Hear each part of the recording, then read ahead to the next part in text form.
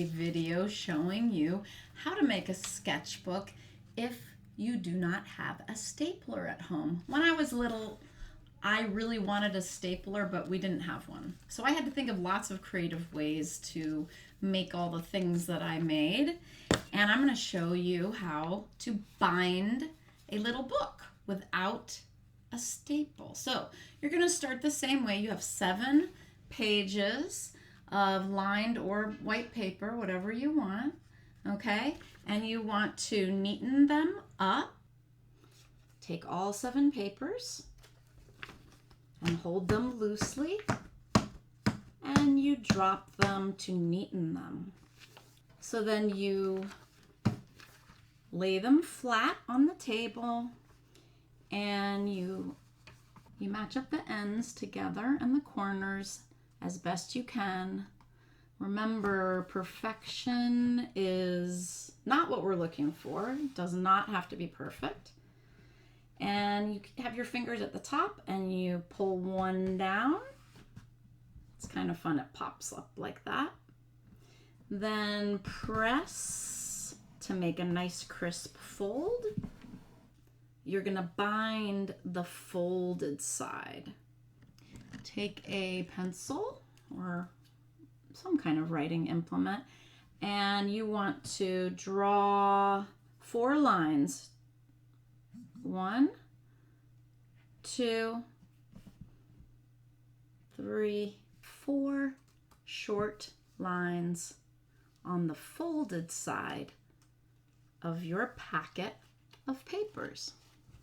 And now you're going to cut along these lines, just short little cuts. Cut them all about the same height. Okay, now you can actually have tabs. If you want, it's a little bit harder to stay together, but you can just fold these tabs like this. But to really make it sturdy, what you want to do is you want to push these tabs to make a little hole. Both of them. Like that. Now you have a little tunnel.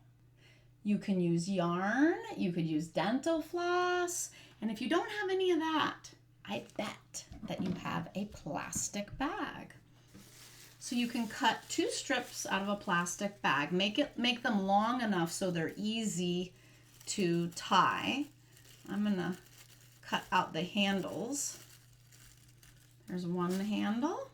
I'm gonna cut it so now I have a strip. Plastic is a great material to reuse. We don't really want to be throwing plastic away.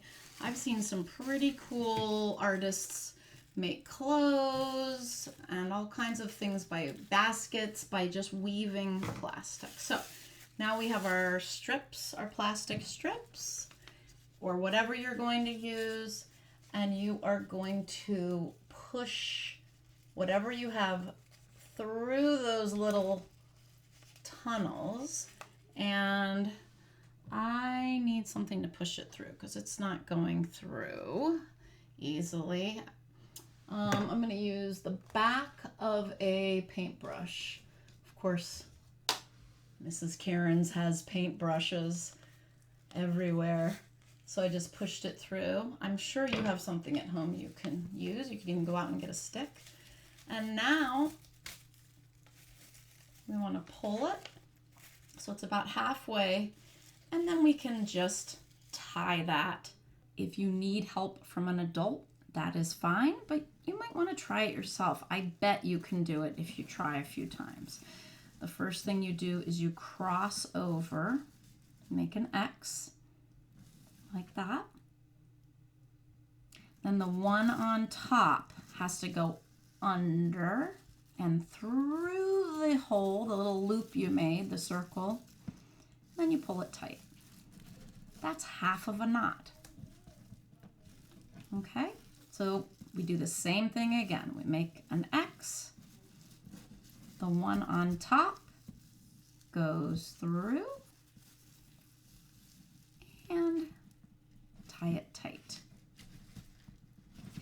If you want, you can trim these. I think I'm going to trim them a little. I like a little bit sticking out. I think it looks a little fancy.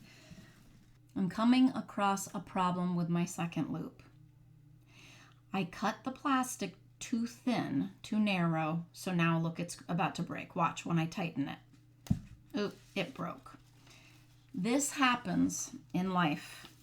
You make a mistake, you figure out a way to fix it. Things don't always go smoothly. I'm going to try again. Make a loop, have the top one go under, and now I'm going to pull it. And always pay attention to your mistakes, because then you learn. I know now, whoops, I cut this plastic too narrow. I can see right there. It was too narrow. So I also have more plastic. I could always cut it. This is a good width. That's enough plastic right there. And that's long. That's longer than my finger. Ta-da!